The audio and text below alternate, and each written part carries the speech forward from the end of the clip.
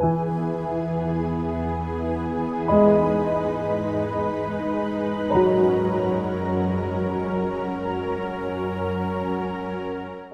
అండి. ప్రార్థనతో ప్రారంభించుకుందాం. పరలోకమందున్నటువంటి మా కన్న తండ్రి, దేవా మరొకసారి మిమ్మల్ని తండ్రిని పిలుచుకునే భాగ్యాన్ని, అలాగే తండ్రి మీ పిల్లలతో పాటు తండ్రి, మీ యొక్క వాక్యాన్ని తండ్రి మరి నేర్చుకునే అవకాశాన్ని మాకు అందించినందుకు మీకు వందనములు తండ్రి. దేవా ఈ కార్యక్రమం అంతట్లో తండ్రి మీరే తోడై ఉండి మాకు నడిపించండి తండ్రి. మరి ఎటువంటి నెట్వర్క్ ఇష్యూస్ తండ్రి మరి రాకుండా మీ కృపను మాకు అనుగ్రహించండి తండ్రి.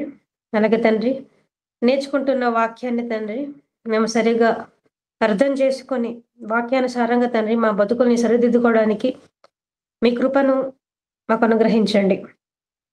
ఈ కార్యక్రమం అంతట్లో మీరే మాకు తోడే ఉండి సహాయం చేయవలసిందిగా కోరుకుంటూ యేసుక్రీస్తు వారి ఉన్నతమైన నామములో ఈ ప్రార్థన మీకు సమర్పించుకుంటున్నాను తండ్రి. ఆమేన్. ప్రియమైన దేవుని వారలారా, మరి కుడి వచ్చిన మీ అందరికీ ప్రభువైన యేసుక్రీస్తు వారి పేరట నా వందనాలు తెలియజేసుకుంటున్నానండి. మరి పిల్లరా, మరి పోస్టర్‌లో చెప్పబడినట్లుగా ఈరోజు మనం నేర్చుకొనబోయే పాఠం పేరు ఆశీర్వాదం నాడు నేడు. ఏవండీ? ఆశీర్వాదం నాడు నేడు. నాడు నేడు. ఏవండీ? నాడు అంటే పాత నిబంధన. నేడు అంటే క్రొత్త నిబంధన. ఇది ముఖ్యమైన విషయం అండి. నోట్ చేసుకోండి. నాడు అంటే పాత నిబంధన కాలం. నేడు అంటే క్రొత్త నిబంధన కాలం. ఇకపోతే ఆశీర్వాదం అనేది ఏవండీ? ఆశీర్వాదం అనే విషయం మన క్రైస్తవ్యానికి ఇదేమి కొత్త విషయం అయితే కాదు. ఏవండీ? మనందరం ఆశీర్వాదం అంటే ఏంటో తెలుసు. ఆశీర్వాదపు ప్రార్థనలు కూడా ఏకీభవించి ఉంటాం. కొన్ని కొన్ని సంఘాల్లో అయితే ఏవండీ? ఆశీర్వాదాలు అనేది మరి సంఘ పెద్ద లేకపోతే పాస్టర్స్ అనే వాళ్ళు మరి ఇవ్వడం జరుగుతుంది. అంటే వాక్యం మొత్తం అయ్యాక చివరాఖరి ప్రార్థన తర్వాత ఆశీర్వాదాలు ఇస్తా ఉంటారు. అలాగే పండుగల పూట అంటే న్యూ ఇయర్ గాని, క్రిస్మస్ గాని, ఏవండీ? ఈస్టర్ గాని ఆ సమయంలో గూడా ప్రార్థనలయ్యాక ఆశీర్వాదాలు అనేవి ఇవ్వడం జరుగుతుందండి. ఇంతకు వీరు ఆశీర్వాదాల కింద ఏమిస్తారు అనంటే ఏవండీ? ఆశీర్వాదం అంటే మన క్రైస్తవ్యం దృష్టిలో ఆశీర్వాదం అంటే మంచి ఆరోగ్యం ఉండడం ఆశీర్వాదం అనుకుంటాం. ఏవండీ? అలాగే మంచి సంపాదన ఉన్నప్పుడు, మంచి సంపాదన అంటే అది గూడా ఆశీర్వాదం. మంచి అంతస్తులు, ఒక సొంతిల్లు అంటే ఫినాన్షియల్‌గా మనం చాలా బావుంటే అది ఆశీర్వాదం. దేవుడు ఆశీర్వదించాడు అని మనుషులందరూ అనుకుంటారండి. అలాగే ప్రార్థనలు గూడా అలానే ఉంటాయి. దేవా మా కష్టాలు తీర్చు, మమ్మల్ని ఆశీర్వదించు, పరలోకపు వాకిళ్ళు విప్పి ఏవండీ? మమ్మల్ని ఆశీర్వదించు అని వీరు ఎక్కువగా ఒక రెఫరెన్స్‌ని ఆధారం చేసుకొని, ఒక బైబిల్‌లో ఉన్నటువంటి ఒక మాటను ఆధారం చేసుకొని ఇలాగ ఆశీర్వాదాలను మరి దేవుని నుంచి కోరడం అనేది జరుగుతుంది. వచనాన్ని మనం చూసుకొని పాఠంలోనికి వెళ్ళిపోదాం ప్రియులారా. మలాకీ గ్రంథం 3వ అధ్యాయము 10-12 వచనముల వరకు మనం చదవగలిగితే, నా మందిరంలో ఆహారం ఉండునట్లు 10వ భాగం అంతయు మీరు నా మందిరపు నిధులకి తీసుకొని రండి. దీన్ని చేసి మీరు నన్ను శోధించిన ఎడల నేను ఆకాశపు వాకిండ్లను విప్పి పట్టజాలనంత విస్తారంగా దీవెనలు కుమ్మరించదనని సైన్యములకు అధిపతియగు యెహోవా సెలవిచ్చుచున్నాడు. మీ పంటలు తినివేయు పురుగులను నేను గద్దించెదను. అవి మీ భూమి పంటను నాశనము చేయవు. మీ ద్రాక్ష చెట్లు ఆకాశ ఫలములను రాల్పకయుండునని సైన్యములకు అధిపతియగు యెహోవా సెలవిచ్చుచున్నాడు. అప్పుడు ఆనందకరమైన దేశంలో మీరు నివసింతురు గనుక అన్ని జనులందరూ మిమ్మును ధన్యులందరని సైన్యములకు అధిపతియగు యెహోవా సెలవిచ్చుచున్నాడు. నా మందిరంలో ఆహారం ఉన్నట్లు 10వ భాగం అంతయు మీరు నా మందిరంలోనికి తీసుకుని రావాలి. దీన్ని చేసి మీరు నన్ను శోధించిన ఎడల నేను ఆకాశపు వాకిండ్లను విప్పి పట్టజాలనంత విస్తారముగా దీవెనలను మీకు కుమ్మరించదను అని సైన్యములకు అధిపతియగు యెహోవా సెలవిచ్చుచున్నాడు. ఏమండి? ఈ వచనం మనం అందరం చదువుకున్నాం కదండి. ఏమని చెప్తున్నారు దేవుడు? మీరు మీ ఆహారంలో 10వ భాగం అంటే దశమ భాగం, మీరు ఒకవేళ దశమ భాగాన్ని ఇస్తే నా మందిరంలోనికి తీసుకొని వస్తే నేనేం చేస్తానని చెప్తున్నాడు? నా ఆకాశపు వాకిండ్లను విప్పి పట్టజాలనంత విస్తారమైనటువంటి దీవెనలు, మనిషి చేతులు కూడా పట్టుకోలేనంత చాలా దీవెనలు మరి దేవుడు కుమ్మరిస్తాడంట. ఇంతకీ ఎలా కుమ్మరిస్తాడు, ఏ విధంగా కుమ్మరిస్తాడు అంటే ఇదిగో కింద మనకు 11వ వచనం నుంచి కంటిన్యూ అవుతుంది. మీ పంటను తినివేయు పురుగును నేను గద్దించెదను. అవి మీ భూమి పంటను నాశనం చెయ్యవు. మీ ద్రాక్ష చెట్లు, ఆకాశ ఫలములు రాళ్ళకు ఎండినను సైన్యములకు అధిపతియగు యెహోవా సెలవిచ్చుచున్నాడు. ఏవండీ అప్పుడు ఆనందకరమైన దేశంలో మీరు నివసింతురు. ఇలా మనం చదువుకుంటూ పోతే మనకు కనిపిస్తుందండి. మీ పంటలు బాగా పండుతాయి. ఏవండీ మీకు ఆస్తి మొత్తం సమకూరుతుంది. మంచి సంపాదన వస్తుంది. మీకు ఆరోగ్యం వస్తుంది. ఇలా నేను మీకు ఆశీర్వదిస్తాను. ఏవండీ ఇలా మీకు ఆశీర్వదిస్తానని ఈ మాటను, ఈ మాటను మన క్రైస్తవ్యం చాలా వాడడం ఏవండీ లేకపోతే క్రైస్తవ్యం చాలా ఆధారపడి ఈ మాటను బట్టి మరి ఆశీర్వాదాల కోసం ప్రార్థనలు చేయడం, ఆశీర్వాదాల కోసం స్పెషల్‌గా దశంభాగం వేయడం, ఇవన్నీ మనం చూసుకుంటూ ఉన్నాం.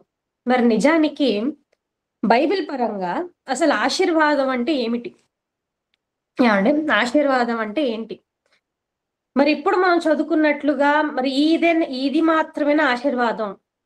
ఏవండీ మనిషికి సుఖాన్ని ఇవ్వడం మాత్రమేనా ఆశీర్వాదం? లేకపోతే ఇంకేమైనా ఉందా? అనేది మనం డీటెయిల్‌గా తెలుసుకోవాలి. ఇకపోతే అసలు దేవుడు మనుషులకు ఏ విధముగా ఆశీర్వదించుకుంటూ వచ్చాడు? ఏవండీ దేవుడు మనుషులను ఏ విధముగా ఆశీర్వదించుకుంటూ వచ్చాడు? అంటే ప్రారంభం నుండి ఆదాము మొదలుకొని నేటి వరకు మనుషుల్ని ఏ విధముగా ఆశీర్వదిస్తున్నాడు? ఏ ఏ కాలంలో ఆశీర్వాదాలు ఎలా మారాయి? అనే విషయాన్ని మనం చూసుకోగలిగితే ప్రియులారా, మరి మొట్టమొదటిగా ఏవండీ తొలి జంట అయినటువంటి ఆదాము హవ్వలు. ఏమండి తొలి జంటలైనటువంటి ఆదాము హవ్వల గురించి మనం ఆలోచించుకోగలిగితే దేవుడు మరి 6 రోజులు కష్టపడి సృష్టిని నిర్మించాడు. చివరి రోజున మరి ఆదాము హవ్వల్ని చేయడం జరిగింది. మరి ఆదాము హవ్వల్ని చేసి జతపరిచి దేవుడు వారిని ఆశీర్వదించెను అని ఉంటుంది. ఏమని ఆశీర్వదిస్తాడు మనం చూసుకుందాం అండి. ఆదికాండం 1వ అధ్యాయము 28వ వచనం చదవండి. దేవుడు వారిని ఆశీర్వదించెను. ఎట్లనగా మీరు ఫలించి అభివృద్ధి పొంది విస్తరించి భూమిని నిండించి దానిని లోపరుచుకొనుడి. ఓకే అండి. ఏమండి అందరికి కనిపించింది కదండి. దేవుడు వారిని ఆశీర్వదించెను.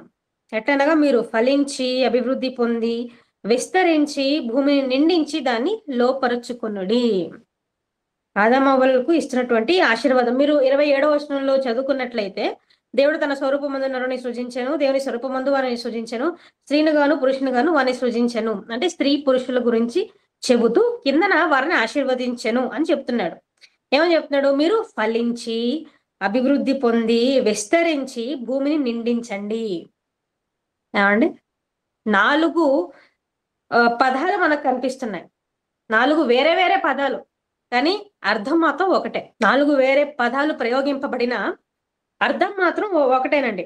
మీరు ఫలించండి, అభివృద్ధి పొందండి, విస్తరించండి, భూమిని నిండించండి. దాని అర్థం ఏంటి? దాని అర్థం ఏంటి? మీరు పిల్లల్ని కనండి. ఆ 4 పదాల యొక్క భావం అర్థం ఏంటంటే మీరు మొత్తానికి పిల్లల్ని కనండి, విస్తారమైన పిల్లల్ని కని భూమిని నిండించండి అనే దేవుడు ఆదాము హవ్వలను తొలి జంటైనటువంటి ఆదాము హవ్వలను ఆశీర్వదించడం జరిగింది. ఏమండి అటు తర్వాత మరి వీరందరూ బడినట్లే మరి ఆదాము హవ్వలు పిల్లల్ని కనడం జరిగింది. విస్తారమైన పిల్లల్ని కన్నారు. ఆ పిల్లలు కూడా పిల్లలు చాలా భూమి అంతా నిండిపోయింది. భూమి నిండడంతో పాటు భూమిని మనుషులతో నిండడంతో పాటు ఆ మనిషి చేసిన పాపం కూడా నిండిపోయిందండి భూమి మీద. మనిషి యొక్క పాపం కూడా భూమి మీద నిండిపోయింది. దేవుడు పరలోకం నుంచి తొంగి చూస్తుంటేనంట భూమి మీద గొప్పదిగా ఏం కనిపిస్తుందంట? మనుషులు చేసేటువంటి వారి పాపాలు కనిపిస్తున్నాయని బైబిల్లో వ్రాయబడిందండి. మరి దేవుడు మరి చాలా నొందుకొని ఏమంటే చాలా బాధపడి ఒక డిసిజన్ తీసుకుంటాడు. ఏంటంటే నోవాహు జలప్రళయం ద్వారా నోవా కాలంలో మరి రప్పించినటువంటి జలప్రళయం ద్వారా అందరినీ నాశనం చేయాలనుకుంటాడు. అలా నాశనం చేసిన తర్వాత ప్రపంచం మొత్తం ముంచబడిన తర్వాత ఆ జలప్రళయంలో కేవలం కాపాడబడింది 8 మాత్రమే. నోవాహు, అతని భార్య, అలాగే అతను పిల్లలు. వారి పిల్లలకు మరి దేవుడు ఇస్తున్నటువంటి ఆశీర్వాదాన్ని మనం చూడగలిగితే ఆదికాండం 9వ అధ్యాయము 1వ వచనం. మరియు దేవుడు నోవహును అతని కుమారుని ఆశీర్వదించి మీరు ఫలించి అభివృద్ధి పొంది భూమిని నింపుడి. ఏమండి ఆదికాండం 9వ అధ్యాయము మొదటి వచనంలో మనం చూసుకున్నట్లయితే జలప్రళయం తర్వాత అంటే జలప్రళయం అయ్యాక దేవుడు చెప్తున్నటువంటి మాటలండి ఇవి. ఏమని చెప్తున్నాడు? మరియు దేవుడు నోవాహును అతని కుమారులను ఆశీర్వదించి మీరు ఫలించి అభివృద్ధి పొంది భూమిని నింపుడి. సేమ్ అంటే ఆదాము అవ్వలకి ఎటువంటి ఆశీర్వాదం అయితే ఇచ్చాడో, పిల్లల్ని కన్ని భూమిని నిండించండి అని ఎలాగైతే ఆశీర్వదించాడో, అదే సేమ్ ఆశీర్వాదం మరలా నోవాహు పిల్లలకు నోవాహు కూడా మరి దేవుడు ఇవ్వడం జరుగుతుందని ఈ వచనాన్ని బట్టి మనకు అర్థమవుతుంది. ఏమండి? వీరు కూడా పిల్లల్ని కనాలి అని వీరిని ఆశీర్వదించాడు. ఆ తర్వాత ఆశీర్వాదం అంటే నోవాహు గారి కాలం తర్వాత ఇంకెవరికి ఆశీర్వాదం లభించింది అని అంటే అబ్రహాము గారికి. అబ్రహాము గారికి ఆయన విషయంలో ఎలా ఆశీర్వదింపబడ్డాడు అంటే ఆదికాండం 12వ అధ్యాయము 2-3 వచనంలో చదవండి. నిన్ను గొప్ప జనముగా చేసి నిన్ను ఆశీర్వదించి నీ నామమును గొప్ప చేయుదును. నీవు ఆశీర్వాదముగా నుండువు. నిన్ను ఆశీర్వదించు వారిని ఆశీర్వదించదవు, నిన్ను దూషించు వారిని శపించదవు. భూమి యొక్క సమస్త వంశములు నీ యందు ఆశీర్వదింపబడని అబ్రహాముతో అనగా, నిన్ను గొప్ప జనముగా చేసి నేను ఆశీర్వదించి నీ నామమును గొప్ప చేయుదును, నీవు ఆశీర్వాదముగా నుందుదువు. ఏమంటే అబ్రహాము కూడా సేమ్ సిమిలర్ ఆశీర్వాదమే మనకు కనిపిస్తుంది. ఆయనను గొప్ప జనాంగంగా చేస్తాను అన్నాడు. అలాగే ఆయన ఎవరిని ఆశీర్వదిస్తాడో వాళ్ళందరూ ఆశీర్వదింపబడతారంట, ఆయన ఎవరు శపిస్తారో వాళ్ళందరూ శాపగ్రస్తులు అవుతారట. అలాగే ఇదే కాకుండా అబ్రహాము గారికి విస్తారమైన ఆస్తి, ఏమంటే విస్తారమైన ఆస్తి, పశు సంపద, అలాగే ఎంతో మంది పనివాళ్ళు, ఇవన్నీ చాలా ఉంటాయండి. ఒక పెద్ద భూభాగమే ఇస్తాడు దేవుడు అబ్రహాము గారు నివసించడానికి. ఇవన్నీ ఆశీర్వాదాలే. ఏమండి? ఇకపోతే అబ్రహాము గారికి ఇచ్చినటువంటి ఆశీర్వాదం ప్రకారంగా ఆయన ఏం చెప్తున్నాడు ఇక్కడ? నిన్ను గొప్ప జనముగా చెయ్యుదును అంటున్నాడు. ఏమంటున్నాడు ఆయన? నిన్ను గొప్ప జనముగా చెయ్యుదును అంటే అబ్రహాము గారి నుంచి ఎవరు వస్తున్నారన్నమాట? ఒక పెద్ద జనాంగమే రాబోతుంది. ఏమండి? అబ్రహాము గారి నుంచి ఒక పెద్ద జనాంగమే రాబోతుంది. ఆ జనాంగం పేరే ఇశ్రాయేలీయులు. వారే ఇశ్రాయేలీయులు. మరి అబ్రహాము గర్భం నుంచి వచ్చినటువంటి ఆ పెద్ద జనాంగానికి దేవుడు ఏ విధముగా ఆశీర్వదించారు? వీరు కూడా పిల్లలుగానే మనం ఆశీర్వదించారు, లేకపోతే ఇంకేమైనా చెప్పాడా అన్న విషయాన్ని మనం చూసుకున్నట్లయితే పిల్లరా, ద్వితీయోపదేశకాండం 28వ అధ్యాయము 3-12 వచనంలో చదవండి. నీవు పట్టణంలో దీవింపబడదువు, పొలంలోనూ దీవింపబడదువు. నీ గర్భఫలము, నీ భూఫలము, నీ పశువుల మందలు, నీ దుక్కిటెద్దులను, నీ గొర్రె మేకల మందలను దీవింపబడును. నీ గంపయు పిండి పిసుకు నీ తొట్టియు దీవింపబడును. నీవు లోపలికి వచ్చినప్పుడు దీవింపబడదువు, వెలుపలికి వెళ్ళినప్పుడు దీవింపబడదువు. నీ మీద పడు నీ శత్రువులను యెహోవా నీ ఎదుట హతమగునట్లు చేయును. వారొక త్రోవను నీ మీదికి బయలుదేరి వచ్చి 7 త్రోవలను నీ ఎదుట నుండి పారిపోదురు. నీ కొట్లను నీవు చేయు ప్రయత్నములన్నిటిలోనూ నీకు దీవెన కలుగునట్లు యెహోవా ఆజ్ఞాపించును. నీ దేవుడైన యెహోవా నీకిచ్చుచున్న దేశంలో ఆయన నిన్ను ఆశీర్వదించును. నీవు నీ దేవుడైన యెహోవా ఆజ్ఞను అనుసరించి ఆయన మార్గములలో నడుచుకొనిన ఎడల యెహోవా నీకు ప్రమాణము చేసినట్లు ఆయన తనకు ప్రతిష్ఠిత జనముగా నిన్ను స్థాపించును. భూ ప్రజలందరూ యెహోవా నామమున నీవు పిలువబడు చుట్టూట చూచి నీకు భయపడుదురు. మరియు యెహోవా నీకిచ్చేదనని నీ పితరులతో ప్రమాణము చేసిన దేశమున యెహోవా నీ గర్భఫల విషయంలోను, నీ పశువుల విషయంలోను, నీ నేల పంట విషయంలోను నీకు సమృద్ధిగా మేలు కలుగజేయును. యెహోవా నీ దేశం మీద వర్షము దాని కాలమందు కురిపించుటకును, నీవు చేయు కార్యమంతటిని ఆశీర్వదించుటకును ఆకాశమును తన మంచి ధననిధిని తెరచును. నువ్వు అనేక జనములకు అప్పిచ్చెదవు గాని అప్పు చేయవు. నేడు నేను మీకు ఆజ్ఞాపించు మాటలన్నిటిలో దేని విషయంలోనూ కుడికి గాని ఎడమకు గాని తొలగి. ఇక్కడ మనం చూసుకున్నట్లయితే మరి ఇంతవరకు చదివిన ప్రకారంగా మరి అబ్రహాము గారి గర్భం నుంచి వచ్చినటువంటి ఇశ్రాయేలుకు దేవుడు ఆశీర్వాదాన్ని ఇస్తున్నాడు. ఎలా ఆశీర్వదిస్తున్నాడంటే గర్భఫలము, నీ భూఫలము, నీ పశువులు, నీ దిక్కుపెట్టెదలు, నీ గొర్రె మేకలు, మందులు ఇవన్నీ దీవింపబడను. అంటే నీకున్న సమస్త ఆస్తి, ఆ గొర్రెలు గాని, మందలు గాని, వంటలు గాని ఏమేమైతే ఉన్నాయో ఇవన్నీ దీవింపబడతాయి. నువ్వు పిండి పిసికే తొట్టి దీవింపబడుతుంది, నీ ద్రాక్ష తోట దీవింపబడుతుంది. అంటే నీకు విస్తారమైనటువంటి ఫలం, ఏమండి మంచి సంపద ఇవన్నీ మీకు వస్తుంది అని దేవుడు వీరిని ఆశీర్వదించడం జరిగిందండి. అంటే కేవలం ఆశీర్వాదం మాత్రమే ఇచ్చాడా? ఏమండి? కేవలం ఆశీర్వాదం మాత్రమే మరి ఇశ్రాయేలుకి ఇచ్చాడా దేవుడు అని అంటే అలా కాదు. శాపాలు కూడా ఇచ్చాడు. అంటే శాపాలు కూడా ఇచ్చాడు. ఇకపోతే ఈయన వ్రాయించినటువంటి ఆశీర్వాదాలు, ఈయన ఇచ్చినటువంటి ఆశీర్వాదాలు మరి వీరికి ఎప్పుడు లభిస్తుంది? లేకపోతే ఎప్పుడు వర్తిస్తాయి? ఎప్పుడు వర్తిస్తాయి అంటే చాలా క్లియర్ గా చెప్పాడండి. ఆహ్, 9వ వచనం మరొకసారి మనం చదువుకున్నట్లయితే 9వ వచనం. నీవు నీవు నీ దేవుడైన యెహోవా ఆజ్ఞలను అనుసరించి ఆయన మార్గములలో నడుచుకొనిన ఎడల యెహోవా నీకు ప్రమాణము చేసి ఉన్నట్లు ఆయన తనకు ప్రతిష్ఠిత జనముగా నిన్ను స్థాపించును. చాలు చాలు చాలు. ఏమండి ఇక్కడ ఎంత క్లియర్ గా ఉంది చూడండి. నీవు నీ దేవుడైన యెహోవా ఆజ్ఞలను అనుసరించి ఆయన మార్గంలో నడుచుకొనిన ఎడల యెహోవా నీకు ప్రమాణం చేసింది నీకు ఇస్తాడు. అంటే ఇశ్రాయేలీయులకు కేవలం అబ్రహాము గారి గర్భవాసం నుంచి వచ్చారన్న ఒక్క రీజన్ తో మాత్రమే ఇన్ని ఆశీర్వాదాలు రావాలికి. ఎప్పుడు వస్తాయట ఆశీర్వాదాలు? మరి దేవుడు పెట్టినటువంటి నియమ నిబంధనలు లేకపోతే ఇచ్చినటువంటి ధర్మశాస్త్రం పదాజ్ఞలను వీళ్ళు పాటించాలి. దేవుడు చెప్పిన ప్రకారంగా వీళ్ళు నడుచుకోవాలి. అప్పుడే వీరికి ఆశీర్వాదం అనేది వస్తుంది. ఓకే. ఒకవేళ వీరు దేవుడు చెప్పిన ప్రకారంగా లేకపోతే దేవుడు ఇచ్చినటువంటి వాక్యానుసారంగా వీరు జీవించకపోతే వీరికి ఆశీర్వాదం అయితే రాదు. మరి ఆశీర్వాదం రాకుండా ఇంకేం వస్తుంది? ఏమండి? వాక్యం ప్రకారంగా వీళ్ళు జీవించకపోతే ఆశీర్వాదం కాకుండా ఏం వస్తుంది అని అంటే శాపాలు వస్తాయండి. శాపాలు వస్తాయి. ఎటువంటి శాపాలు అనేది మనకు 15వ వచనం నుంచి 25వ వచనం వరకు మనకు కనిపిస్తుంది చూడండి. అదే అధ్యాయము ద్వితీయోపదేశకాండం 28వ అధ్యాయము 15వ వచనం నుంచి 25వ వచనం వరకు మనం చదువుకుందాం. నేను నీకు ఆజ్ఞాపించు ఆయన సమస్తమైన ఆజ్ఞలను కట్టడలను నీవు అనుసరించి నడుచుకొనవలెనని నీ దేవుడైన యెహోవా సెలవిచ్చిన మాట వినని ఎడల ఈ శాపములన్నీ నీకు సంభవించును. పట్టణంలో నీవు శపింపబడదు, పొలంలో నీవు శపింపబడదు, నీ గంపయు పిండి పిసుకు నీ తొట్టియు శపింపబడును. నీ గర్భఫలము, నీ భూమి పంట, నీ ఆవులు, నీ గొర్రె మేకల మందలో శపింపబడును. నీవు లోపలికి వచ్చినప్పుడు శపింపబడదు, వెలుపలికి వెళ్ళినప్పుడు శపింపబడదు. నీవు నన్ను విడిచి చేసిన నీ దుష్కార్యముల చేత నీవు హతము చేయబడి వేగముగా నశించే వరకు నీవు చేయబూనుకున్న కార్యములు అన్నిటి విషయంలోనూ యెహోవా శాపము, కలవరమును, గద్దింపును నీ మీదికి తెప్పించును. నీవు స్వాధీనపరచుకొనబోవు దేశంలో నుండకుండా నిన్ను క్షీణింపజేయ వరకు యెహోవా తెగులు నిన్ను వెంటాడును. యెహోవా క్షయరోగము చేతను, జ్వరము చేతను, మంట చేతను, మహాతాపము చేతను, ఖడ్గము చేతను, కంకి కాటు చేతను, బూజు చేతను నిన్ను కొట్టును. నీవు నశించే వరకు అవి నిన్ను తరుమును. నీ తలపైని ఆకాశము ఇత్తడి వలె ఉండును, నీ క్రిందనున్న నేల ఇనుము వలె ఉండును.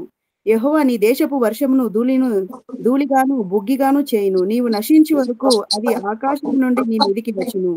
యెహోవా నీ శత్రువుల ఎదుట నిన్ను ఓడించును. ఒక్క మార్గమును వారి ఎదుటికి బయలుదేరి నీవు 7 మార్గముల వారి ఎదుటి నుండి పారిపోయి భూరాజ్యములన్నిటిలోకి ఇటు అటు చెదరగొట్టబడుదువు. ఓకే అండి.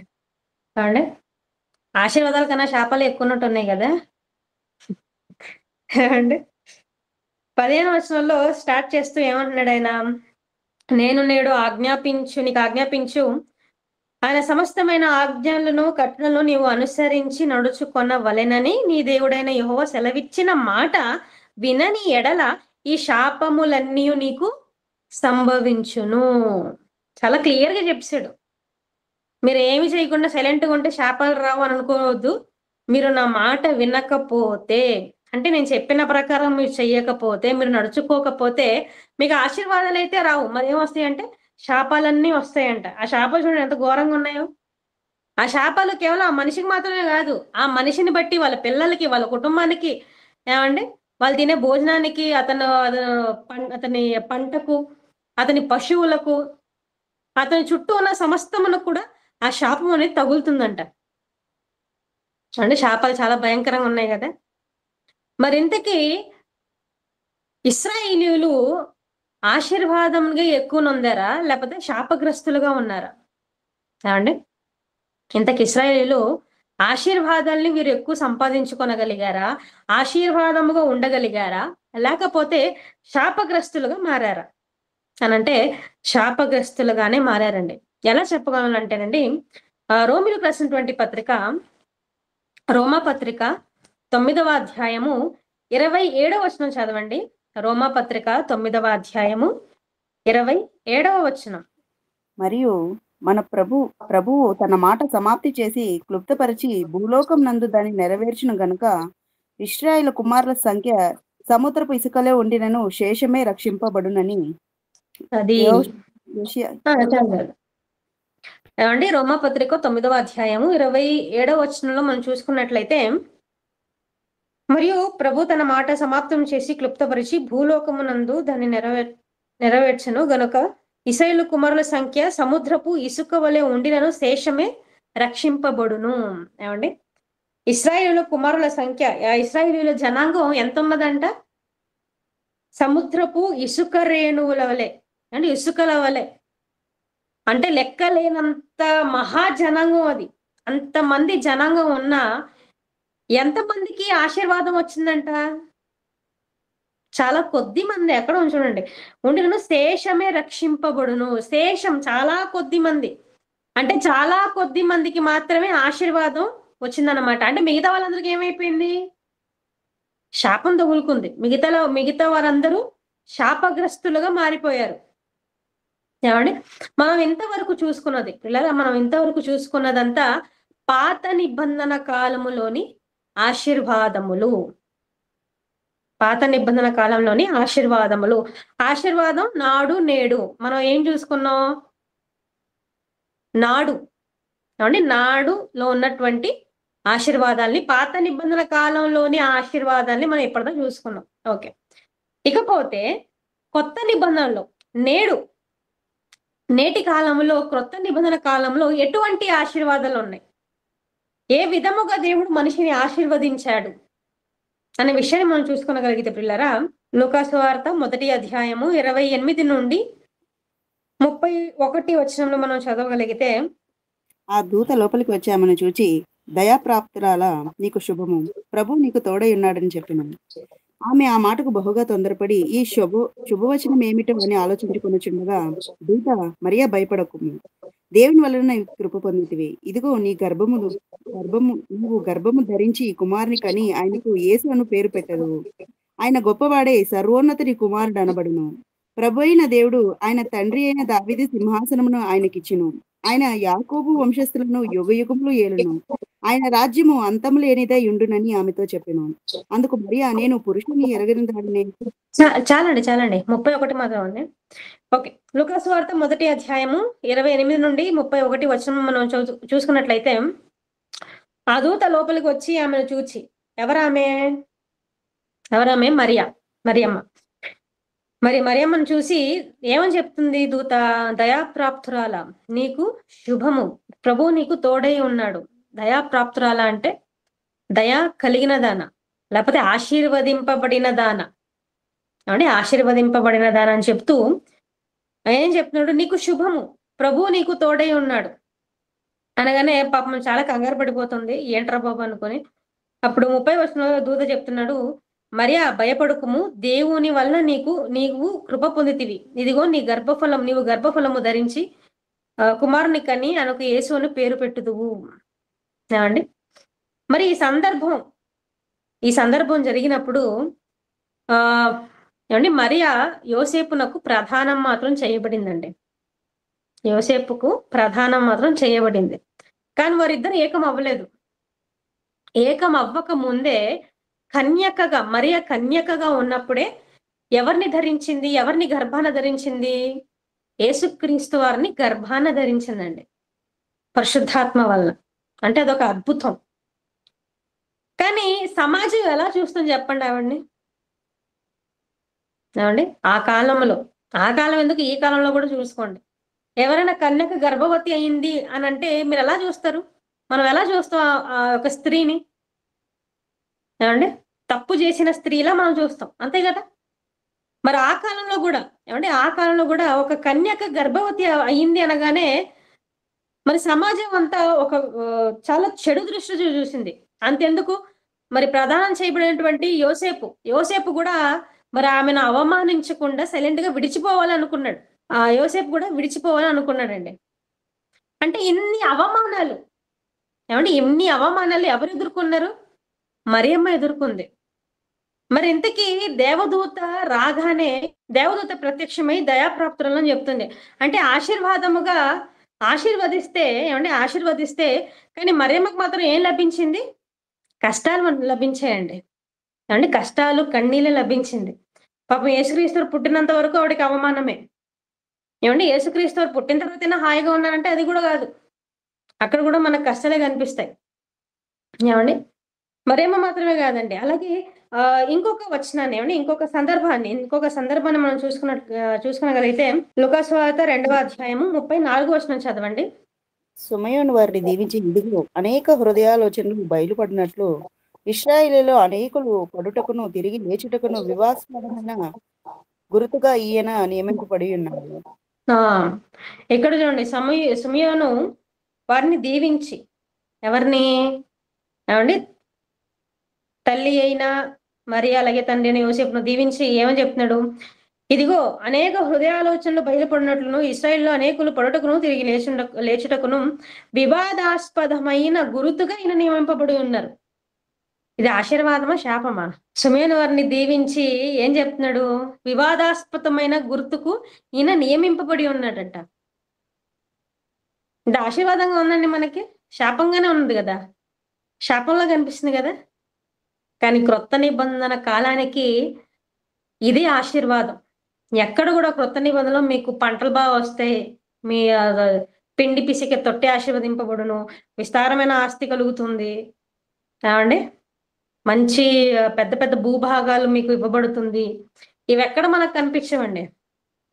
క్రొత్త నిబంధన కాలానికి వచ్చేసరికి కష్టాలు, శ్రమలు ఇవే ఆశీర్వాదాలుగా మనకు కనిపిస్తుంది. అలాగే యేసుక్రీస్తు వారి జీవితం ఏమండి? యేసుక్రీస్తు వారి జీవితం మనం చూసుకున్నట్లయితే ఆయన కూడా ఆశీర్వదింపబడిన వారే కదా! ఆశీర్వదింపబడిన వారు. సాక్షాత్తు దేవుని చేత అభిషేకింపబడిన ఆయన అతను. మరి అతని జీవితం అంతా సుఖంగా, ఆనందాలతో, సంతోషంతో ఉన్నదా అంటే కాదు. ఏమండి? ఆయన బ్రతికినన్ని దినములు మహారోదనయు, కన్నీళ్ళు అనే బైబిల్ చెప్తుందండి. ఏమండి? అలాగే యేసుక్రీస్తు వారి మరణం అదెంత ఘోరంగా ఉందో మనందరికీ తెలిసిన విషయం. యేసుక్రీస్తు వారు వెళ్తూ మరి ఆయనను వెంబడించినటువంటి అపోస్తలులను, శిష్యులందరినీ ఏమండి దగ్గర పిలుచుకొని వారందరికీ కూడా ఆశీర్వదిస్తాడండి. మనం ఒకసారి ఆ సందర్భాన్ని చూసుకుందాం. లూకాసు వార్త 24వ అధ్యాయము. లూకాసు వార్త 24వ అధ్యాయములో చివరాఖరి వచనాలండి. 50 వచనం, 51 వచనం. ఆయన బెతనియ వరకు వారిని తీసుకుని పోయి చేతులెత్తి వారిని ఆస్వాదించెను. వారిని ఆస్వాదించుచుండగా ఆయన వారిలో నుండి ప్రత్యేకింపబడి పరలోకమునకు ఆరోహణుడాయెను.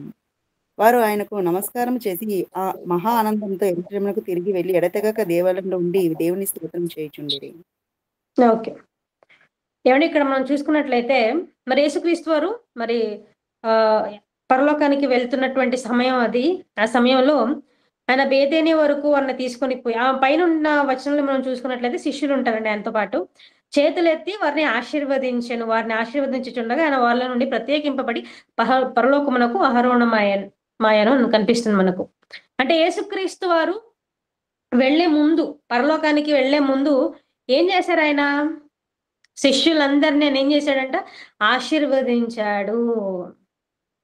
ఏం చేశాడు ఆయన? ఆశీర్వదించాడు. మరి ఆశీర్వదించినటువంటి శిష్యుల యొక్క లేకపోతే అపోస్తలుల యొక్క జీవితం ఎలా ఉంది? ఏమండి? ఎవరైనా డ్యూప్లెక్స్‌లు, బంగ్లాలు కొనుక్కోవడం గాని, కట్టడం గాని జరిగిందా అండి? అలా ఏమన్నా మనకు బైబిల్‌లో కనిపిస్తుందా? ఏమండి? సుఖవంతమైనటువంటి జీవితం కలిగే వాళ్ళు ఉన్నారా అండి? లేదు. అపోస్తలుల జీవితం మొత్తం కష్టాలే. యేసుక్రీస్తు వారి గురించి వెళ్లి సమాజ మందిరంలో బోధిస్తే చాలు. ఆ పెద్దలు, పరిసయ్యులు వచ్చి ఏమండి వారిని నిందించి, కొరడాలతో కొట్టించి, చెరసాల్లో వేయించేవారు. ఇంకా యాకోబునైతే ఖడ్గంతో చంపించేశారు. పేతురుని కూడా చంపించాలని చెరసాల్లో వేయిస్తారండి. ఎన్నిసార్లు వీళ్ళకి చెరసాల్లో వెళ్ళారో. అంటే వీరు ఆశీర్వదింపబడిన వారేనా మరి? అవును. సాక్షాత్తు యేసుక్రీస్తు వారే ఆశీర్వదించారు. మరి యేసుక్రీస్తు వారు ఆశీర్వదిస్తే వీళ్ళ లైఫ్స్ ఎందుకు ఇలా తయారైపోయినాయి? ఏమండి వీళ్ళ జీవితాలు ఎందుకు ఇలాగైపోయినాయి? అంటే క్రొత్త నిబంధన కాలానికి ఏమండి క్రొత్త నిబంధన కాలానికి ఆశీర్వాదము అంటే అవి శ్రమలే. అవి శ్రమలే. శ్రమలే అంటే మరి పర్సనల్ గా వచ్చే శ్రమలు కాదు. అంటే కొని తెచ్చుకున్న శ్రమలు కావు. ఎవరి దగ్గర అప్పు చేసుకున్నాం అనుకోండి, అప్పు తీర్చకపోతే ఏముంటది మనకి? బాధే. శ్రమే కదా. అది దాని గురించి శ్రమలు కాదు. దేవుడు అలాంటి శ్రమలు ఇవ్వడు. ఇవి వాక్య విషయమైనటువంటి శ్రమలు. నిజమైన వాక్యం చెబుతుంటే వచ్చే శ్రమలు. ఏమండి ఈ శ్రమలను అసలు దేవుడు ఏమన్నాడో తెలుసా? ఈ శ్రమల గురించి దేవుడు ఏమన్నాడంటే, ఏమండి ఎఫెసీ పత్రిక 1వ అధ్యాయము 3వ వచనం చూడండి. మన ప్రభు అయిన యేసుక్రీస్తు యొక్క తండ్రి యొక్క దేవుడు స్తుతింపబడును గాక. ఆయన క్రీస్తునందు పరలోక విషయంలో ఆత్మ సంబంధమైన ప్రతి ఆశీర్వాదమును మనకు అనుగ్రహించెను. అది ఏమండి ఆయన క్రీస్తు యేసునందు పరలోక విషయములలో ఆత్మ సంబంధమైన ప్రతి ఆశీర్వాదము అంటే నేడు కాలములో లేకపోతే కొత్త నిబంధన కాలములో శిష్యులందరికీ వచ్చింది ఏ విధమైనటువంటి ఆశీర్వాదం అంట? ఆత్మ సంబంధమైన ఆశీర్వాదము. మరి పాత నిబంధన కాలంలో వచ్చినటువంటి ఆశీర్వాదాలు ఏంటి? అవి శారీరక సంబంధమైనటువంటి ఆశీర్వాదాలు. క్రొత్త నిబంధన కాలంలో వచ్చిన ఆశీర్వాదాలు ఆత్మ సంబంధమైనటువంటి ఆశీర్వాదాలే. ఓకే, ఈ ఆత్మ సంబంధమైన ఆశీర్వాదాలు ఎలా ఉంటాయి?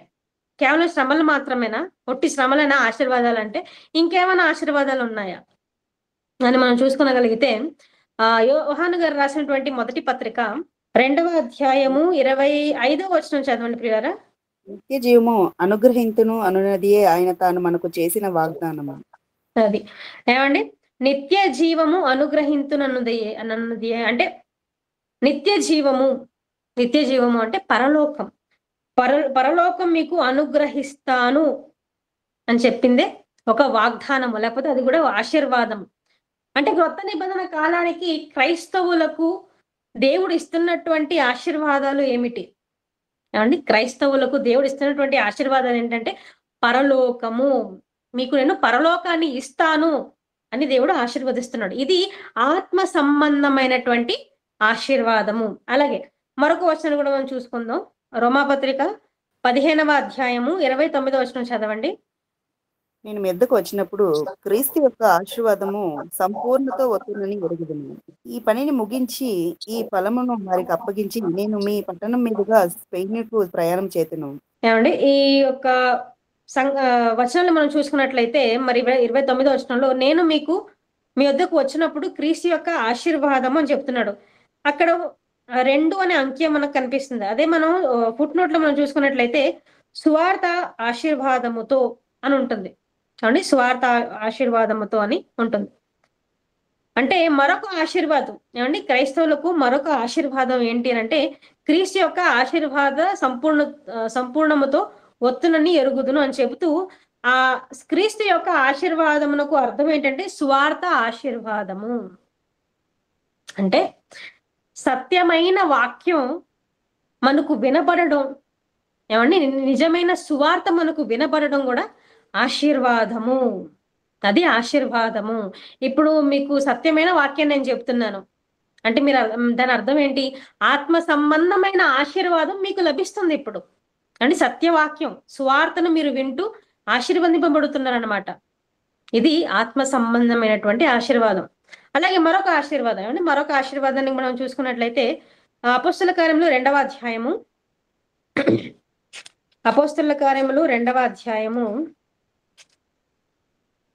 38, 39 వచనములు అండి.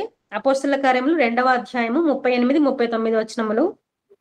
మీరు మారు మనసు పొంది పాపక్షమాపణ నిమిత్తము ప్రతివాడు యేసుక్రీస్తు నామమున బాప్తిజం పొందుడి. అప్పుడు మీరు పరిశుద్ధాత్మ అను వరము పొందుదురు. ఈ వాగ్దానం మీకును మీ పిల్లలకును దూరస్తులందరికీ అనగా ప్రభు అయిన మన దేవుడు తన యొద్దకు పిలిచిన వారికి అందరికీ చెందునని వారితో చెప్పాను. ఓకే, మరొక ఆశీర్వాదం కూడా ఇప్పుడు మనకు కనిపిస్తుంది. ఎవరది? ఏంటది? అప్పుడు మీరు బాప్తిసం తీసుకున్న తర్వాత మీకు ఏం అనుగ్రహింపబడుతుందంట? అప్పుడు మీరు పరిశుద్ధాత్మ అను వరమును పొందుదురు. ఎవరు వస్తారు ఆశీర్వాదంగా? మనకు ఎవరు వస్తారు? పరిశుద్ధాత్మ దేవుడు. బాప్తిసం తీసుకున్న తర్వాత మన జీవితంలోనికి, మన క్రైస్తవ జీవితంలోనికి ఎవరు వస్తారట? పరిశుద్ధాత్మ దేవుడు వస్తాడు మనతో పాటు. ఎందుకు? పరిశుద్ధాత్మ దేవుడు రాకపోతే మనం బతకలేమా అంటే బతకలేమండి. పరిశుద్ధాత్మ దేవుడు మనతో లేకపోతే, మనలోనికి రాకపోతే, మనలోనికి రావడం అంటే మళ్ళీ అద్భుతాలు సూచక్రియలు చేయడం కాదు. ఏమండి? మనలోనికి రావడం అంటే నీతి మనస్సు, లేకపోతే మంచి మనసు, కల్మషం లేని హృదయం కలిగి మనం ఉండాలండి. అలాంటి ఒక నీతి ప్రవర్తన మనలో ఉండాలి అని అంటే ఖచ్చితంగా పరిశుద్ధాత్మ దేవుని యొక్క సహాయం మనకు అవసరం. వాక్యం కూడా మనకు చాలా బాగా అర్థం అవ్వాలి. ఏమండి? దేవుని మనసు ఇంకా బాగా అర్థం అవ్వాలంటే ఆ ఆత్మకు తప్ప వేరే ఏ దానికి శక్తి లేదు. ఆత్మ మనలో ఉంటేనే, పరిశుద్ధాత్మ మనతో పాటు ఉంటేనే, మనలో నివసిస్తేనే ఏమంటే దేవుని యొక్క సంగతులు మనకు అర్థమవుతుంది. కాబట్టి ఇది మరొక ఆశీర్వాదం అండి. పరలోకపు మరొక ఆశీర్వాదం ఇది. అలాగే ఇంకొక ఆశీర్వాదాన్ని మనం చూసుకుందాం. 1 కొరింథీ పత్రిక 16వ అధ్యాయము. 1 కొరింథీ పత్రిక 10వ అధ్యాయం, క్షమించండి, 10వ అధ్యాయం 16వ వచనం. 1 కొరింథీ పత్రిక 10వ అధ్యాయము 16వ వచనం చదవండి. మనము దీవించు ఆశీర్వచనపు పాత్రలోని త్రాగుటకు క్రీస్తు రక్తంలో పాలు పుచ్చుకుంటే కదా. మనము దీవించు ఆశీర్వచనపు పాత్రలోని త్రాగుటయే క్రీస్తు రక్తములో పాలు పుచ్చుకుంటాయి. ఏమంటే ఈ మాటను బట్టి రొట్టె ద్రాక్ష రసం తీసుకోవడం కూడా ఆశీర్వాదం. ఏమండి? రొట్టె ద్రాక్ష రసం మనం తీసుకోవడం కూడా ఆశీర్వాదం. ఎందుకంటే రొట్టె తీసుకోవడం వల్ల క్రీస్తు యొక్క శ్రమ మనం ఎప్పుడు గుర్తు చేసుకోవాలి. ఆ రొట్టె ఎప్పుడు ఏం గుర్తు చేస్తుందంటే క్రీస్తు యొక్క శరీరం. ఆయన తన శరీరాన్ని మన కోసం ఎలాగైతే నలగొట్టుకున్నాడో మనము కూడా ఆయన కోసం మన శరీరాన్ని నలగొట్టుకునే వారముగా ఉండాలి అనే మరి యేసుక్రీస్తు యొక్క రక్తానికి సాదృశ్యమైనటువంటి రొట్టె బోధిస్తుంది. అలాగే ద్రాక్షారసము కూడా యేసుక్రీస్తు వారు మన కోసం ఎలాగైతే ప్రాణం పెట్టాడో మనము కూడా మన సహోదరుల కోసం ప్రాణం పెట్ట బదులమై ఉన్నామని ఏమండి ఆ రక్తం మనకు జ్ఞాపకం చేస్తుంది. కాబట్టి రొట్టె ద్రాక్షారసం ఉన్న వలన కూడా దేవుడు ఏమండి మనకు ఆశీర్వాదంగా ఇస్తున్నాడు అనమాట. అలాగే రొట్టె ద్రాక్షను తీసుకోవడం వల్ల కూడా మనకు క్షమాపణ లభిస్తుంది. ఏమండి క్షమాపణ లభిస్తున్నది. సంఘం ముందు మన క్షమాపణను ఒప్పుకుంటే, ఏమండి ఒప్పుకున్నప్పుడు మన యథార్థ హృదయాన్ని చూసి దేవుడు మరి క్షమించడం జరుగుతుంది. అలాగే మరొక వచనాన్ని మనం చూసుకున్నట్లయితే 1 పేతురు పత్రిక 4వ అధ్యాయము 12-13 వచనములు. ప్రియులారా, మిమ్మల్ని శోధించుటకు మీకు కలుగుతున్న అగ్ని వంటి మహాశ్రమను గూర్చి మీకేదో యొక్క వింత సంభవించినట్లు ఆశ్చర్యపడకూడదు. క్రీస్తు మహిమ బయలుపరచబడినప్పుడు మీరు మహానందంతో సంతోషించు నిమిత్తము క్రీస్తు శ్రమలలో మీరు పాలివారై ఉన్నంతగా సంతోషించుడి. మరి పేతురు గారు చెప్తున్నారు, మీకు అగ్ని వంటి మహాశ్రమలు సంభవించినప్పుడు మీరు బాధపడకండి, క్రీస్తు నుంచి తొలగిపోకండి. కానీ మీరు ఏం చేయాలంట? క్రీస్తు మహిమ బయలుపరచబడినప్పుడు మీరు మహా ఆనందముతో సంతోషించు నిమిత్తము క్రీస్తు శ్రమలో మీరు పాలివారై ఉన్నంతగా సంతోషించుడి. ఏమండి?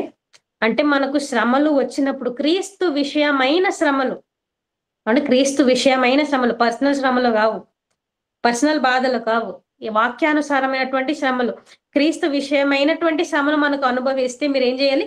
సంతోషంగా ఉండండి. ఎందుకంటే మీరు ఆశీర్వదింపబడిన వారు, అది శాపం కాదు, ఆశీర్వదింపబడిన వారు. ఏమంటే ఇప్పటి వరకు మనం చూసుకున్నాం కదండి. ఇప్పటి వరకు మనం చూసుకున్న ప్రకారంగా ఇవన్నీ క్రైస్తవులకు దేవుడు ఇచ్చినటువంటి ఆశీర్వాదాలు. ఏవేవి అంటే మీకు నిత్య జీవం ఇస్తాను అన్నది ఒక ఆశీర్వాదం. ఏమంటే ఇవన్నీ ఆత్మానుసారమైనటువంటి ఆశీర్వాదాలు. ఇవి మన క్రైస్తవులకు ఇవ్వబడినటువంటి ఆశీర్వాదాలు. ఏంటది? నిత్య జీవం ఇస్తానన్న ఆశీర్వాదం, అలాగే సువార్త వలన మనకు సంభవించే ఆశీర్వాదం, సత్యమైన వాక్యం వినటం వల్ల సువార్త వల్ల సంభవించే ఆశీర్వాదం, అలాగే పరిశుద్ధాత్మ అనువరం, పరిశుద్ధాత్మ ఆశీర్వాదంగా ఇచ్చాడు. అంటే అలాగే రొట్టె ద్రాక్ష రసం కూడా ఆశీర్వాదంగా ఇచ్చాడు. అలాగే క్రీస్తు విషయమైన నిందలు, క్రీస్తు విషయమైన శ్రమలు కూడా ఆశీర్వాదముగా ఇవ్వబడింది. ఏమండి? ఆశీర్వాదాలు మరి పాత నిబంధన కాలంలో ఎలా ఉన్నాయో మనకు ఐడియా వచ్చింది. అలాగే ఆశీర్వాదాలు క్రొత్త నిబంధన కాలానికి ఎలా ఉన్నాయో మనకు ఐడియా వచ్చింది. ఇకపోతే మనకు ఏ కాలంలో ఉన్నటువంటి ఆశీర్వాదాలు వర్తిస్తాయి? ఏమండి ఏ కాలంలో ఉన్నటువంటి ఆశీర్వాదాలు వర్తిస్తాయి. ఎందుకంటే ఇప్పుడు మనం పరలోక సంబంధమైనటువంటి లేకపోతే ఆత్మ సంబంధమైనటువంటి ఆశీర్వాదాలే క్రైస్తవులకు ఇవ్వబడింది అని మనం చెప్తే చాలా మంది ఒప్పుకోరండి. చాలా మంది నిజానికి ఒప్పుకోరు. అదేంటి పాత నిబంధనలో భక్తులందరూ అంత సుఖాన్ని అనుభవించారు. ఏవండీ? అంత ఆస్తి, అంత దేశం, అంత భూభాగం, అంత సుఖాన్ని వాళ్ళకిచ్చింది. దేవుడెందుకు మనకివ్వడు? అని ఇలాంటి ప్రశ్నలేస్తారు. పైపెచ్చు మలాకీ గ్రంథంలో మనం మొదటిగా చూసుకున్నాం గదా! ఆ వచనాన్ని గూడా మనం వాళ్ళు చూపిస్తారనమాట. పట్టజాలనంత విస్తారమైనటువంటి ఆశీర్వాదాలు దేవుడు ఇస్తానన్నాడు. మరి అవెందుకు మనకివ్వడు? కేవలం శ్రమలెందుకు మనం అనుభవించాలి అనంటే ప్రియులారా, అది పాత నిబంధన కాలం పైపెచ్చు అది ఇశ్రాయేలీయులకు మాత్రం ఇవ్వబడినటువంటి ఆశీర్వాదాలు. ఇకపోతే క్రొత్త నిబంధన మనకు రాయబడింది కాబట్టి, క్రొత్త నిబంధన మనకు వచ్చేసింది కాబట్టి, పాత నిబంధన ఇక మనకు వర్తించదు. పాత నిబంధన క్రీస్తు యేసు యొక్క శరీరం వలన కొట్టివేయబడినది. క్రీస్తు యేసు యొక్క శరీరం వలన కొట్టివేయబడినది. ఎఫెసీ పత్రిక 2వ అధ్యాయం 14 వచనం మనం చూసుకుందాం. ఆయన మన సమాధానమై ఉండి మీకును మాకును ఉండిన ద్వేషమును అనగా విరూపకమైన ఆజ్ఞలు గల ధర్మశాస్త్రమును తన శరీరమందు కొట్టివేయుట చేత మధ్య గోడను పడగొట్టి మన ఉభయులను ఏకము చేసెను. చాలండి. ఏమని చెప్తున్నాడు ఆయన? విధి రూపగలమైనటువంటి ఆజ్ఞలు గల ధర్మశాస్త్రమును తన శరీరమందు కొట్టివేయుట చేత. ఎవరు కొట్టేశారట? యేసుక్రీస్తు వారు కొట్టివేశారు. కొట్టివేసిన దాంట్లో వ్రాయబడింది మనకింకా అమలు అవ్వదు. ఏమండి? అది పాత చట్టం. పాత చట్టాన్ని కొట్టివేశారు. కొట్టివేసి కొత్త చట్టాన్ని తీసుకొచ్చారు. ఇప్పుడు మరి పాతది అమల్లో ఉంటదా? కొత్తది అమల్లో ఉంటదంటే ఏది ఉంటది అమల్లో మనకి? ఏమండి? కొత్తది అమల్లో ఉంటుంది. మీకు అర్థం కావాలంటే మరి మునుపు హెల్మెట్ ఏమండి? మనం బైక్ 2 వీలర్ రైడ్ చేస్తాం కదా! మరి మునుపు ఎటువంటి లా ఉండేదంటే ఒక్కరు వేసుకుంటే చాలు హెల్మెట్. ఏమండి? ఒక్కళ్ళు డ్రైవర్ వేసుకుంటే చాలు హెల్మెట్ అని ఒక నియమం తీసుకొచ్చారు. ఆ తర్వాత బాగా ఆలోచించి ఆ పాతదాన్ని కొట్టివేసి ఏమండి క్రొత్త నియమం తీసుకొచ్చారు. బైక్ మీద ఇద్దరు కూర్చుంటే ఇద్దరు హెల్మెట్ పెట్టుకొని వెళ్ళాలి అని చెప్తారు. మరి ఇప్పుడు పాత చట్టం వర్తిస్తుందా? ఇప్పుడు కొత్త చట్టం వర్తిస్తుందా అంటే మనం ఏం చెప్తాం? ఖచ్చితంగా కొత్తది కదా వర్తిస్తుంది. పాతది ఇంకా కొట్టేశారు. పాతది ఇంకా వర్తించదు. కొత్తదే మనకు వర్తిస్తుంది. అలాగే ఇదెంతైతే వాస్తవమో యేసుక్రీస్తు వారు పాత నిబంధన లేకపోతే ధర్మశాస్త్రాన్ని తన శరీరం ముందు కొట్టి వేశాడు కాబట్టి పాత నిబంధన ఇంకా వర్తించదు. పాత నిబంధన మన జీవితంలో ఇంకా వర్తించదు. పాత నిబంధనపు ఆశీర్వాదాలు ఇప్పుడున్న క్రైస్తవ్యానికి వర్తించదు. మరి ఏది వర్తిస్తుందంటే క్రొత్త నిబంధనలో వ్రాయబడినటువంటి ఆశీర్వాదాలు మాత్రమే క్రైస్తవులకు వర్తిస్తుంది. అండ్ ఇంకొక మాటను చూసి మనం ముగించేసుకుందాం. గలతీ పత్రిక 3వ అధ్యాయము 24-25 వచనములండి. గలతీ పత్రిక 3వ అధ్యాయము 24-25 వచనములు చదివేయండి. కాబట్టి మనము విశ్వాస మూలమున నీతిమంతులమని తీర్చబడినట్లు క్రీస్తు నొద్దకు మనలను నడిపించుటకు ధర్మశాస్త్రం మనకు బాలశిక్షకుడు ఆయన. అయితే విశ్వాసము వెల్లడి ఆయన గనుక ఇక బాలశిక్షకుని క్రింద ఉండము. అది ఏమండి ఎంత క్లియర్ గా రాయబడి చూడండి. కాబట్టి మనము విశ్వాసం వల్ల నీతిమంతులను తీర్చబడినట్లు క్రీస్తు నొద్దకు మనం నడిపించుటకు ధర్మశాస్త్రం మనకు బాల శిక్షకుడు ఆయను. ధర్మశాస్త్రం ఏందంట? బాల శిక్షకుడు అయింది. ఈ తర్వాత అయితే విశ్వాసము వెల్లడాయను గనుక ఇక బాల శిక్షకుని క్రింద మనం ఉండము. బాల శిక్షకుడు అంటే ధర్మశాస్త్రం క్రింద మనం ఇంకా ఉండము. ధర్మశాస్త్రం యొక్క శాపాలు మనకు వర్తించదు, ఆశీర్వాదాలు కూడా మనకి ఇంకా వర్తించదు. మరి ఏ ఆశీర్వాదాలు వర్తిస్తాయంటే కేవలం క్రొత్త నిబంధనలో ఉన్నటువంటి ఆత్మానుసారమైనటువంటి ఆశీర్వాదాలు మాత్రమే మనకు వర్తిస్తుంది. కాబట్టి పిల్లరా మరి మనం దేవుని వాక్యానుసారంగా మనం బ్రతికితేనే అండి ఆత్మ సంబంధమైనటువంటి ఆశీర్వాదాలు మనకు లభిస్తుందండి. అంటే క్రీస్తు విషయమైనటువంటి శ్రమలు మనకి ఎటువంటి శ్రమలు లేవు, అంత హాయిగా సవ్యంగా జరిగిపోతుందంటే మళ్ళీ మనం ఆలోచించుకోవాలి, మనం ఆశీర్వదింపబడిన వారమా శపింపబడిన వారమా అని. కాబట్టి మనమందరము సత్యవాక్యాన్ని ఎరిగిన వారమై ఏమంటే వాక్యం విషయంలో మరి ఆశీర్వదింపబడిన వారముగా ఉండవలసిందిగా మరి వాక్యం చేత మిమ్మల్ని హెచ్చరిస్తూ నన్ను హెచ్చరించుకుంటూ ఇలా మాటలు ముగిస్తున్నాను. ప్రార్థన చేసుకుందాం ప్రియులారా. పరలోకం ఉన్నటువంటి మా కన్న తండ్రి దేవ, మరొకసారి మిమ్మల్ని తండ్రిని పిలుచుకునే భాగ్యాన్ని ఇచ్చినందుకు వందనములు తండ్రి దేవ. ఇంతవరకు తండ్రి మీ యొక్క మాటల్ని తండ్రి మీ పిల్లలకు తండ్రి మరి వివరణగా చెప్పాను తండ్రి, అర్థమైనట్లుగానే చెప్పాను తండ్రి దేవ. మాకు చేసినటువంటి సహాయాన్ని బట్టి వందనములు తండ్రి. తండ్రి మీ ఆశీర్వాదాన్ని తండ్రి, పరలోకపు ఆశీర్వాదాన్ని, ఆత్మ సంబంధమైనటువంటి ఆశీర్వాదాన్ని తండ్రి మాకు మిండుగా దయచేయండి తండ్రి. ఎలాంటి కష్టం, ఎలాంటి శ్రమలు ఏం వచ్చినా తండ్రి చివరి శ్వాస వరకు తండ్రి మీ ఎడల తండ్రి భయభక్తి కలిగి తండ్రి నమ్మకంగా బ్రతికి తండ్రి మీ సేవలోనే మరణించే భాగ్యాన్ని కూడా మాకు దయచేయండి. మీ యొక్క మాటల్ని తండ్రి విన్నా మేము, నేర్చుకుంటున్నాం మేము తండ్రి. మా బతుకుల్ని తండ్రి వాక్యానుసారంగా ప్రతిరోజు తండ్రి సరిదిద్దుకునే అవకాశాన్ని మాకు దయచేయండి తండ్రి. సర్వం మీ చేతికి అప్పగించుకుంటూ మీ చిత్తానుసారంగా మమ్మల్ని నడిపించవలసిందిగా కోరుకుంటూ యేసుక్రీస్తు వారి ఉన్నతమైన నామంలో ఈ ప్రార్థన మీకు సమర్పించుకుంటున్నాను తండ్రి. ఆమేన్. అందరికీ వందనాలండి.